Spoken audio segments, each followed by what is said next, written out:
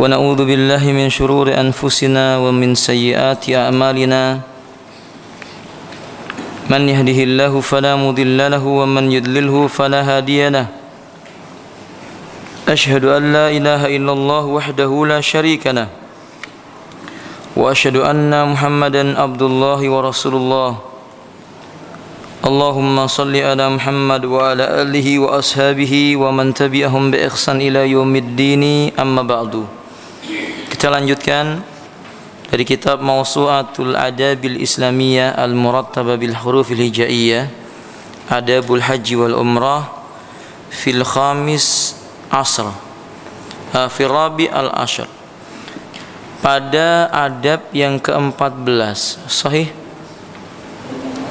15 12 Isna atau Sani Asyar. Qala muallif al-adabu Sani Asyar, etika melaksanakan ibadah haji dan umrah yang ke-12, luzumu taqwallahi alad dawami, senantiasa menjadikan dirinya bertakwa kepada Allah Subhanahu wa taala. Qad amara Allah taala bittaqwa fi mawadhi'in katsiratin min kitabih. Sungguh Allah taala memerintahkan seorang hamba bertakwa, disebutkan dalam Al-Qur'an pada banyak tempat. Kama qala ta'ala, seperti yang Allah katakan, ya ayyuhalladzina amanu taqullaha wal tandur nafsum ma qaddamat lighad wattaqullaha innallaha khabirum bima ta'malun. Wahai orang yang beriman, bertakwalah kalian kepada Allah, dan hendaklah jiwa itu melihat apa yang ia persiapkan untuk hari esok. Bertakwalah kalian kepada Allah, sungguh Allah itu maha mengetahui terhadap apa yang kamu kerjakan. Di ayat yang lainnya, surah At-Taghabun ayat 16, Allah mengatakan fattaqullaha mastata'tum. Bertakwalah kalian kepada Allah sebatas kemampuan yang kalian miliki. Dalam surah Al-Imran ayat 102, Allah berfirman, ya ayyuhalladzina amanu taqullaha haqqa tuqatih wala tamutunna illa wa antum muslimun. Wahai orang yang beriman, bertakwalah kalian kepada Allah dengan sebenar-benar sifat takwa, dan janganlah kalian mati kecuali kalian dalam keadaan tunduk dan patuh kepada Allah. Ya, apa itu yang disebut dengan takwa? Wadhalika biluzumi amrih, senantiasa menetapi perintah Allah Ta'ala. Wal bu'du an manahihi fi kullil umuri, menjauhi segala hal yang dilarang oleh Allah, segala perkara yang dilarang oleh Allah Subhanahu wa taala. Wa fi kullil awqati, dalam waktu kapanpun juga, kondisi bagaimanapun juga. Wa ayyuraqiballahu ta'ala 'alad dawam, wa ayyuraqiballaha ta'ala 'alad dawam. Orang bertakwa itu merasa selalu diawasi oleh Allah, maka dia akan mendekatkan dirinya kepada Allah dengan sedekat-dekatnya. Wa yuhadhiran min ghadbi ta'ala wa sukhtihi, berhati-hati menjauhi dari hal-hal yang mendatangkan murkanya Allah. Hal yang mendatang kemarahan dan murkanya Allah, dia akan jauhi ini. Sebagian ulama menyebutkan takwa itu artinya anta'mala syai'an ala nurin minallah wa taraka syai'an takhsha iqaballah.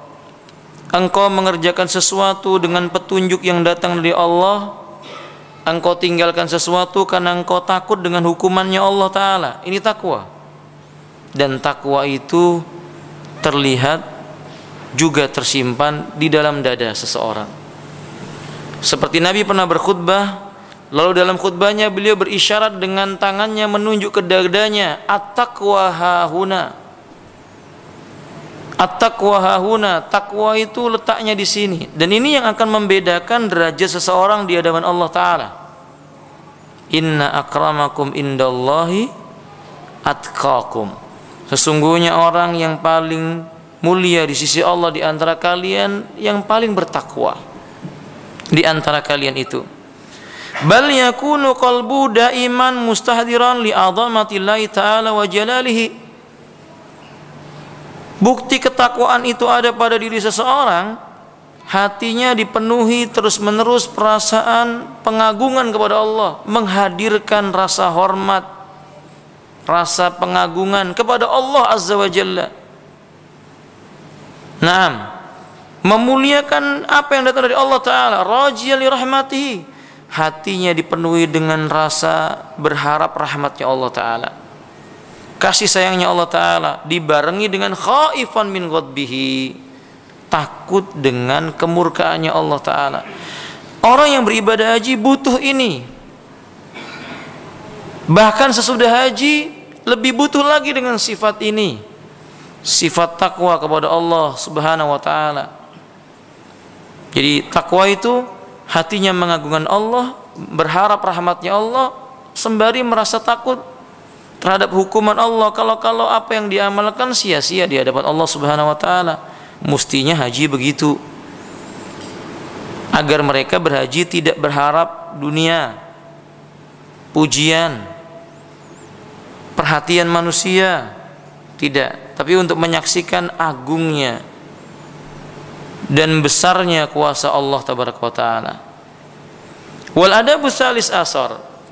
Adapun etika yang ke-13, hifdzul lisan, menjaga lisan. Ini penting, karena orang yang berhaji itu tidak boleh berkata-kata kotor,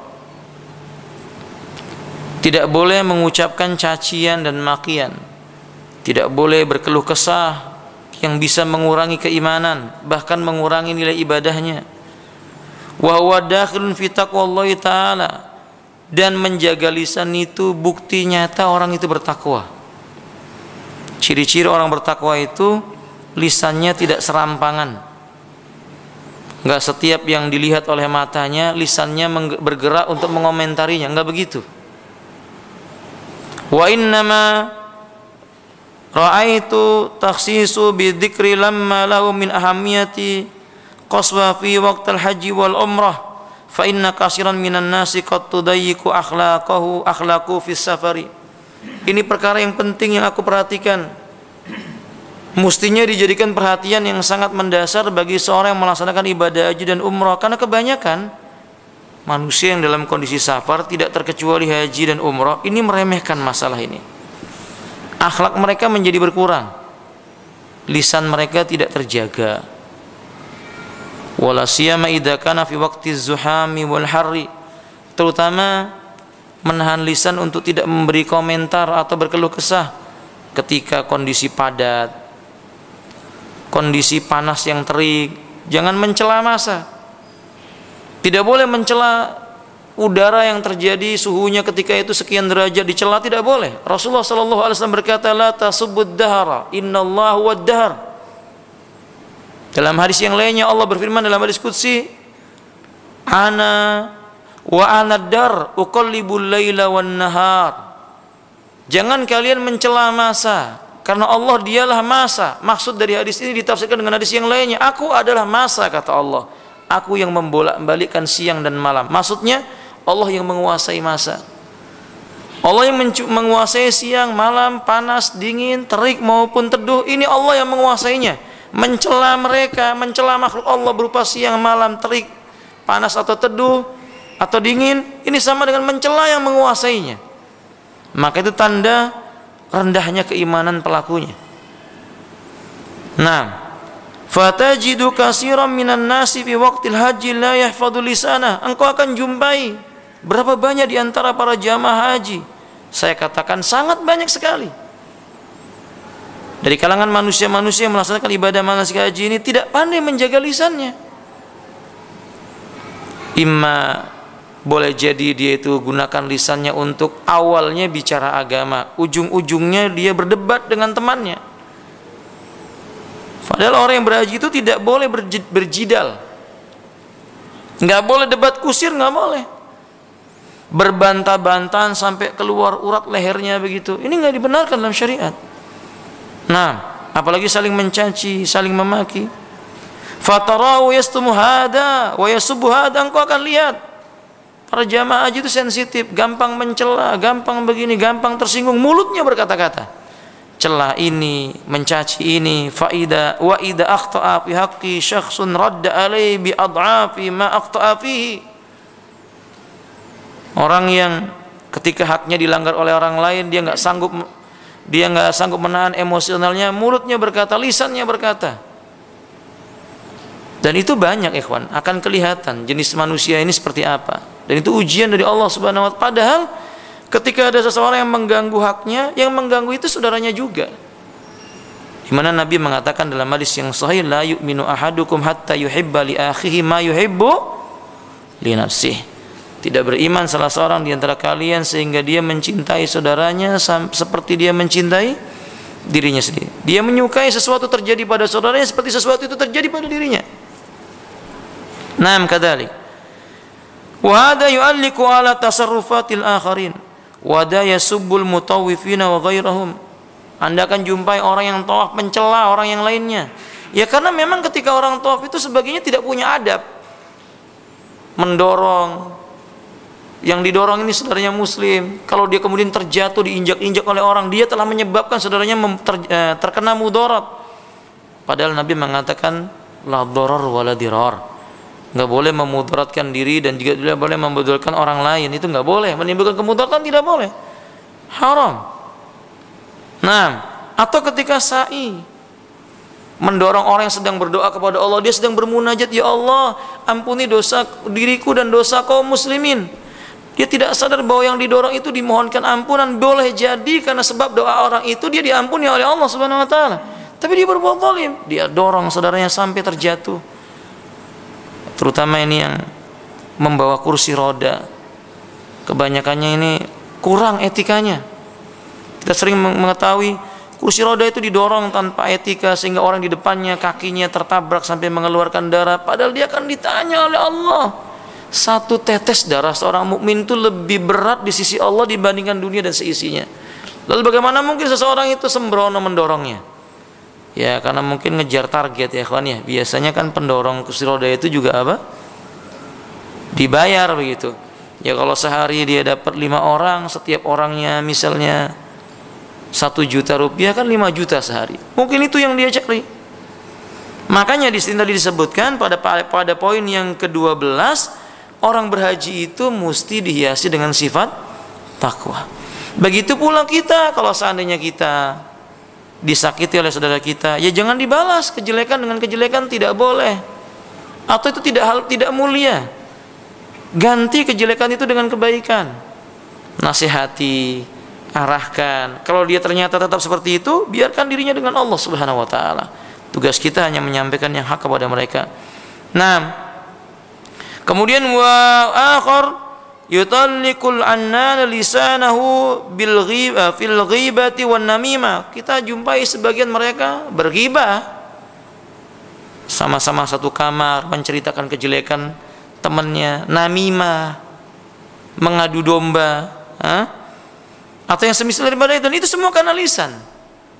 Bal wa syahadatu zur, bahkan enggak jarang mereka berani mencelakakan saudaranya dengan persaksian palsu. Wal haliful kadhib, sumpah palsu. Wal lagha, hal-hal yang diucapkan sia-sia seperti bernyanyi misalnya. Masya Allah ya ikhwah.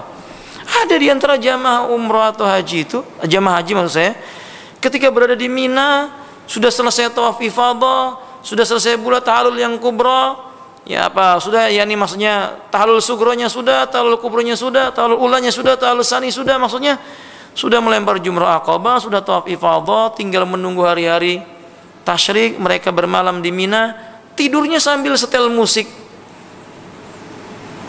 Manusia berzikir memohon ampun, meneteskan air mata, dia bermusik-musik ria. Bahkan tidak jarang keluar dari kamar mandi sambil bersiul-siul dan bernyanyi-nyanyi. Apa dia lupa bahwa baru saja dia meminta kepada Allah dalam jumrah aqabahnya, dalam tawaf dan juga sa'inya, dalam sholat-sholat yang dikerjakan di malam harinya, memohon ampunan kepada Allah agar Allah menyempurnakan keimanannya, tapi ternyata dia merusak sendiri dengan bernyanyi, bersiul-siul, mengucapkan kata-kata naudzubillahi min dzalik. Seorang yang melaksanakan ibadah haji harus jauh dari seperti ini, karena nyanyian ikhwafillah rahiman, nyanyian syaitaniyah itu tidak layak disandingkan dengan ibadah-ibadah yang mulia, tidak layak. Naam kadzalik. Wal kadzibul muharram, bahkan berkata dusta, wal kalamul ladzi la khaira fiha, berbicara yang enggak ada manfaatnya, berbicara yang tidak mengandung manfaat. Biasanya begitu ya kawan, jamaah haji itu kalau sudah belanja kan gitu ya, mubah belanja, mubah. Ketika memberitahu temannya, oh di sana lebih murah, mubah. Tapi kalau sudah mulai berbangga-bangga dengan belanjaannya, berbangga-bangga dengan murahnya belanja yang dia belikan, ini sia-sia. Untuk apa bicara seperti itu? Akan lebih baik baginya memperbanyak talbiyah di waktu yang memang dia boleh bertalbiyah, memperbanyak istighfar, memperbanyak doa, qiraatul Quran, dzikir jauh lebih baik. Karena boleh jadi tahun yang akan datang dia tidak berangkat lagi, atau bahkan belum sampai tahun yang akan datang dia sudah mati. Mestinya demikian. Dan sungguh lisan itu banyak bencananya ya ikhwahillah. Lisan itu bencananya sangat banyak. Sampai Nabi pernah berpesan kepada Mu'adz, maukah aku tunjukkan kepadamu pintu kebaikan? Kata Mu'adz, tentu mau ya Rasulullah. Kata Rasulullah sallallahu alaihi wasallam, amsik alaika lisanak wa ma baina rijlaik. Jaga, pelihara baik-baik lisanmu dan benda yang terletak di antara dua kakimu, yaitu kehormatanmu. Karena memang bencana itu muncul dari lisan dan kehormatan, tapi sebaliknya kebaikan juga muncul dari lisan dan juga kehormatan yang dijaga dengan baik. Terutama ketika ibadah haji. Misalnya hajinya haji plus, mahal, kemudian tidak cocok dengan keinginannya. Karena memang niatnya haji dia jalan-jalan, bukan mau ibadah. Ketika makanannya mungkin tidak sesuai, dia komentari, sudah keluar sekian ratus juta kok makanannya begini saja. Kalau begitu bukan haji namanya. Berhaji itu bukan mengomentari sesuatu yang kurang dia jumpai, tapi harusnya dia beristighfar. Kenapa haji saya kok selalu merasa seperti ini? Kenapa makanan saya terlambat? Oh, ini karena dosa saya. Kenapa makanan orang bisa menikmati dengan lezat kok saya tidak? Ini karena dosa saya. Kenapa manusia bisa mendapatkan tempat yang lebih nikmat dibandingkan saya? Ini karena dosa saya. Mestinya begitu. Bukan berkeluh kesah dengan mengatakan, wah rugi saya keluar sekian. Bukan demikian. Berhaji itu menjaga lisan. Nabi SAW menyebutkan tanda haji mabrur itu 2. Tibbul kalam wa it'amut ta'am. Orang yang melaksanakan ibadah haji itu baik ketika dia laksanakan dan apalagi sesudah melaksanakan ibadah haji. 2 ciri haji mabrur itu, tibbul kalam wa it'amut ta'am, kata Rasulullah. Lisannya itu bagus, ngomongnya baik, nggak bicara kecuali yang bermanfaat, mengandung nasihat. Kenapa demikian? Karena selama ibadah haji dia sudah menggunakan lisannya untuk hal yang baik, berusaha mengkhatamkan Quran di Masjidil Haram misalnya, memperbanyak zikir ba'da salat, sesudah salat subuh sampai munculnya syuruk. Nggak sempat berghibah karena keluar dari masjid sudah capek, habis makan tidur, pergi lagi ke masjid ibadah, terbiasa dengan kebaikan. Maka tibul kalam, ucapannya itu bagus. Wa it'amut ta'am, tidak pelit, suka memberi makan fakir miskin. Nah, ciri-ciri haji mabrur, dia senang memberi makan fakir miskin. Nggak dikhususkan di hari tertentu saja, nggak seperti di negeri kita. Sebagian orang mengkhususkan memberi makan anak yatim cuma di bulan apa? Muharram. Sampai ada tambahan hari raya, dan ini tambahan yang nggak ada asalnya. Hari rayanya anak yatim katanya. Tanggal berapa ya kawan fillah? Hari raya anak yatim tanggal berapa kata mereka? 10 Muharram. Nggak ada dalilnya. Mestinya memberi makan tiap saat kalau dia punya kemampuan, membagi rasa senangnya dengan saudara-saudaranya muslim. Naam kadzalik ya ikhwati rahimani wa rahimakumullah. Bal inna ba'dul juhal qad yasubuddin. Bahkan lebih parah, sebagian orang bodoh karena tidak tahu agama, di saat dia melaksanakan ibadah haji dia mencela agama, dia mencela Islam, Dia memburukkan Islam. Wa huwa fil haji wal umrah, padahal dia sedang haji. Padahal dia sedang umrah, dia memburukkan agama Islam. Nauzubillahi min dzalik. Itu sifat kemunafikannya muncul. Ya. Fa yaradu nafsu li riddati anil islami wa butlani amali. Karena dia mencela Islam, memaki Islam, memburukkan Islam, walaupun dia berhaji, dia murtad. Batal amalnya, karena di antara pembatal keislaman itu apa ya, kawan? Mencela agama Allah. Di antara hal yang membatalkan keislaman seseorang, mencela agama Allah. Misalnya mencela azan, mencela Baitullah, mencela wanita-wanita yang memakai jilbab, mencela lelaki-lelaki yang memanjangkan jenggot, itu bisa keluar dari Islam. Karena kalau yang dia cela itu agamanya, ini membatalkan keislaman. Pembatal keislaman itu mencela agama. Ingatkah Anda tentang firman Allah Subhanahu wa taala ketika Allah mengatakan orang-orang yang telah keluar dari Islam itu dengan berkata, yakni la ta'tadiru qad kafartum ba'da imanikum. Ketika Allah katakan pada ayat yang sebelumnya, abillahi wa ayati wa rasuli kuntum tastazi'un la ta'tadiru qad kafartum ba'da imanikum.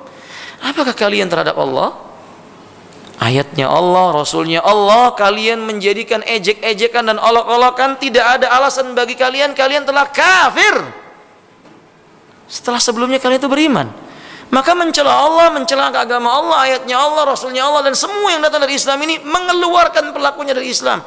Alangkah aneh orang yang berhaji dan umrah, dia mencela Islam, mencela Ka'bah, mencela Masjidil Haram atau Masjid Nabawi, mencela kaum muslimin yang sedang melaksanakan ibadah, dan yang semisal daripada itu. Ini perbuatan sebagian orang-orang yang juhal, ya. 6.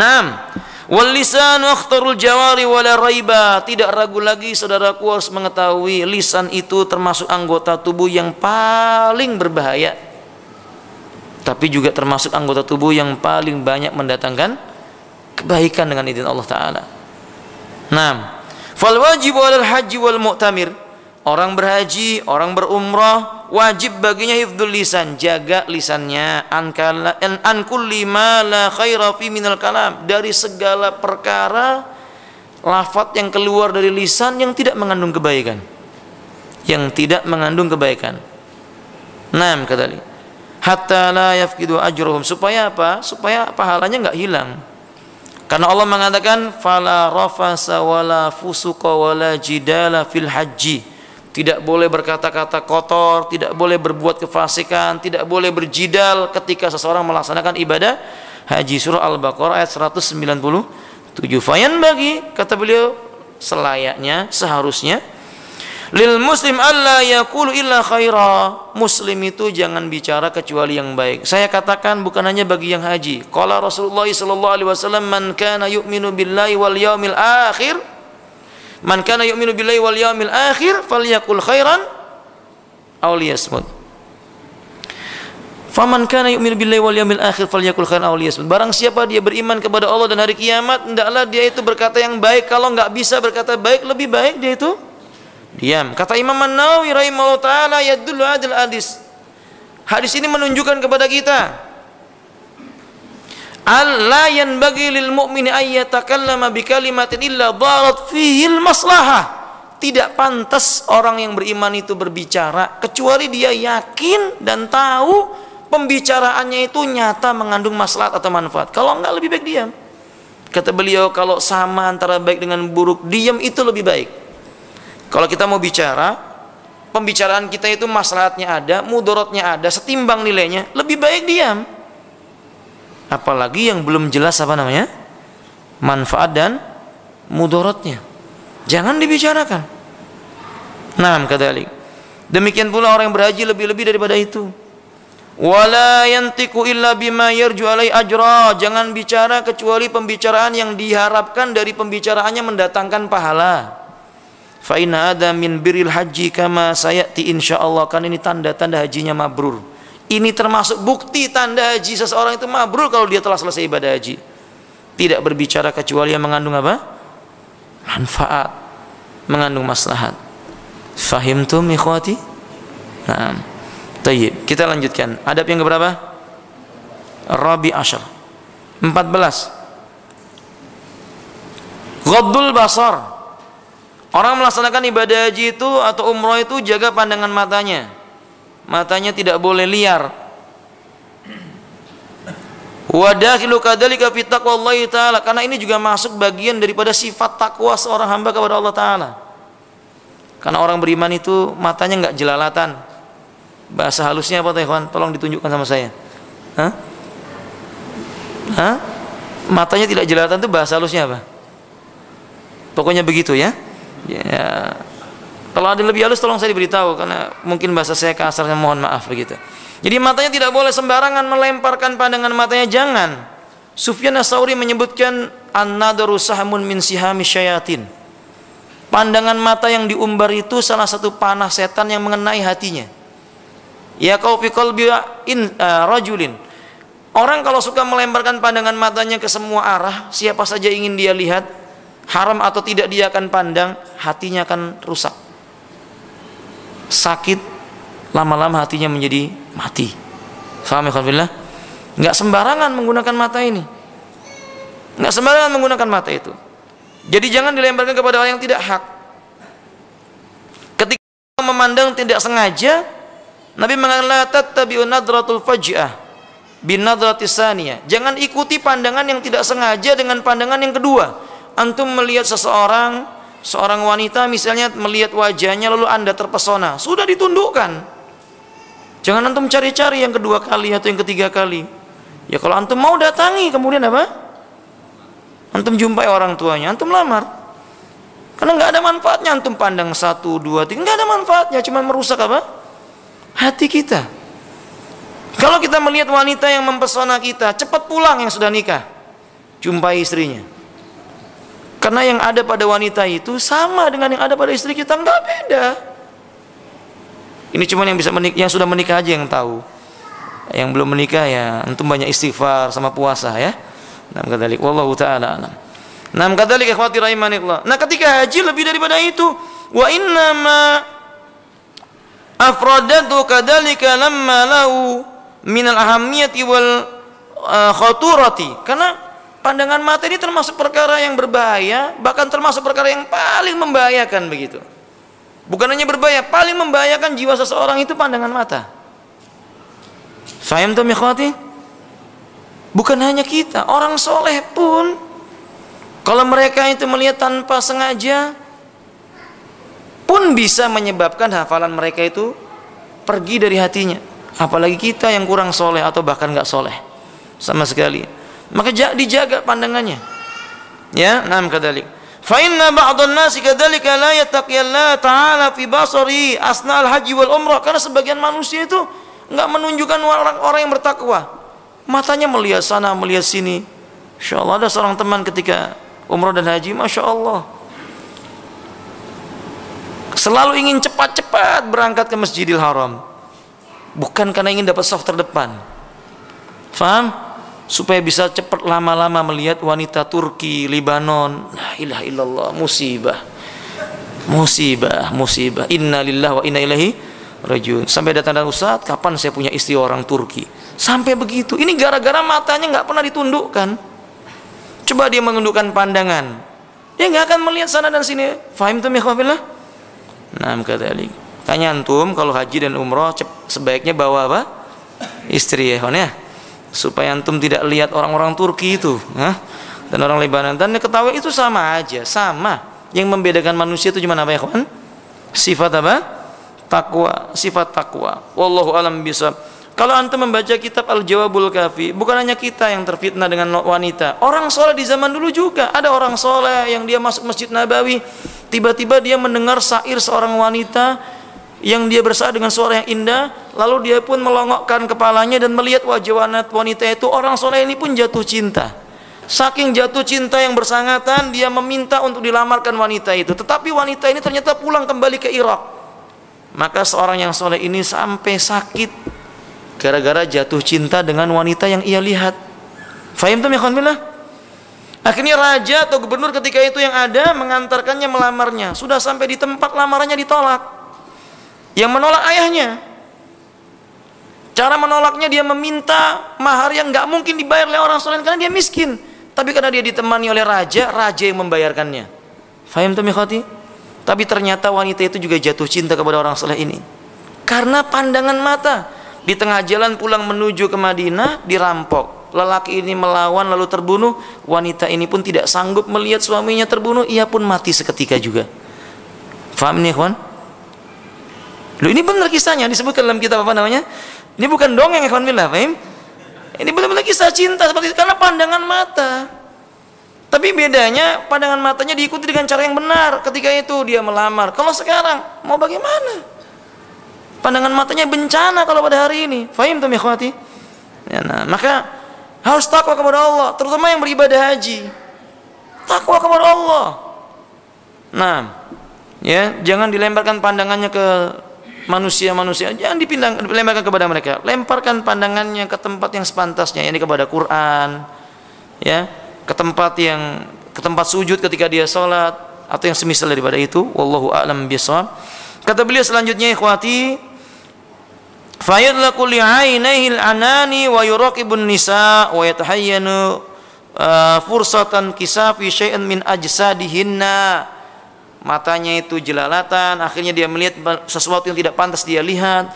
Dia melihat wanita, hatinya menjadi sakit, atau hal yang tersingkap dari wanita itu kemudian menjadi berhalusinasi, ya, berkhayal. Ini rusak.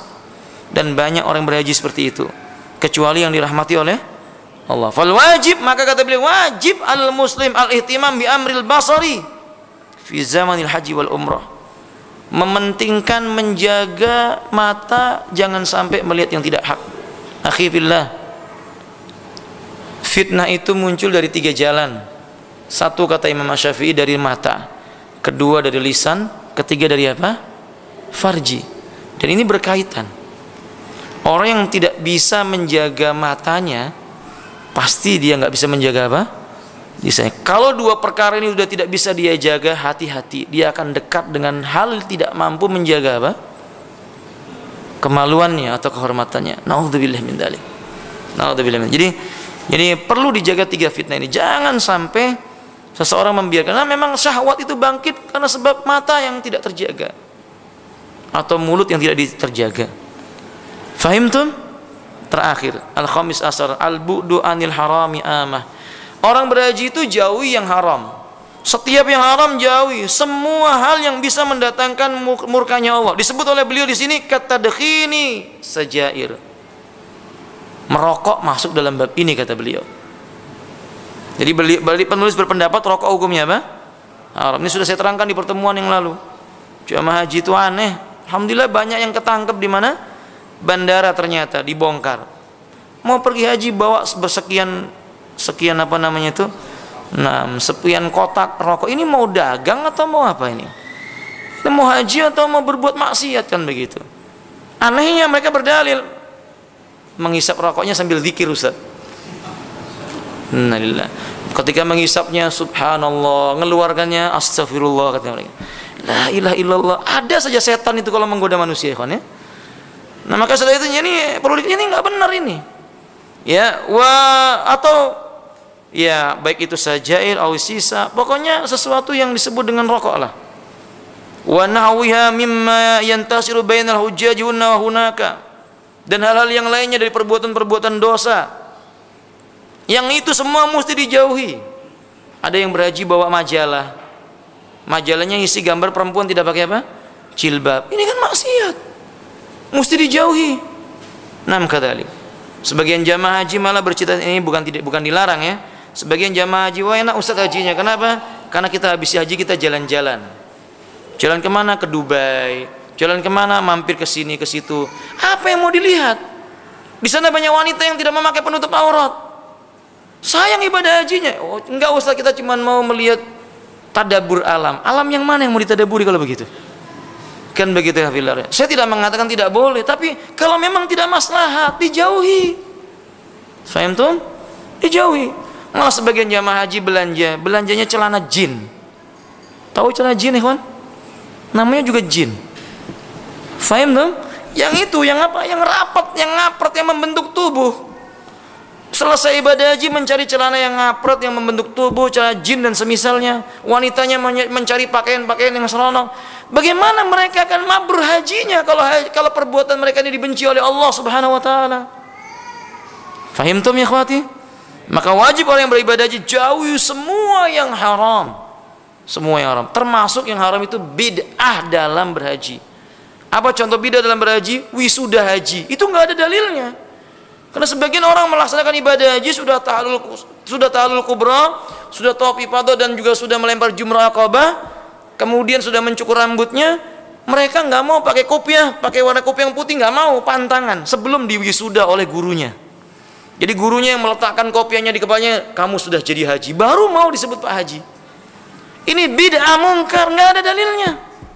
Bagaimana hajinya akan menjadi mabrur kalau dia melakukan perbuatan bid'ah? Fahim tum? Sudah diberi isyarat masuk waktu salat isya. Jadi tanya jawabnya antum simpen di pertemuan yang akan datang insya Allah. Akhiru da'wana alhamdulillahirabbil alamin wallahu alam bisawab. Subhanakallahumma bihamdik asyhadu an la ilaha illa anta astaghfiruka wa atubu ilaik. Assalamualaikum warahmatullahi wabarakatuh.